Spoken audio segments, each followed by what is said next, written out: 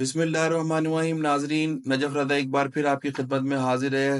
یہ بات ہم نے بار بار سنی ہے کہ لوگ یہ کہتے ہیں کہ ہمارے بچوں کی نظر میں نماز اور قرآن کی اہمیت نہیں ہے۔ اس کی بہت سادہ سی ایک وجہ ہے، اور وہ یہ وجہ ہے کہ جب بچے چھوٹے ہوتے ہیں اور جب ہم بچوں کو صبح میں اٹھاتے ہیں تو ہم ان کو یہ کہتے ہیں کہ بیٹا اٹھ جائیے، اسکول کی تیاری کر لیجئے، اسکول جانا ہے، وین آنے والی ہے، اور اس طرح کے بہت سارے جملے جس کو ان کے اسکول جانے کی اہمیت کا اندازہ کرواتے ہیں۔ اور یہی وہ وجہ ہوتی ہے کہ بچے اسکول کی اہمیت کو سمجھتے ہیں، نہ کہ نماز کی اہمیت کو۔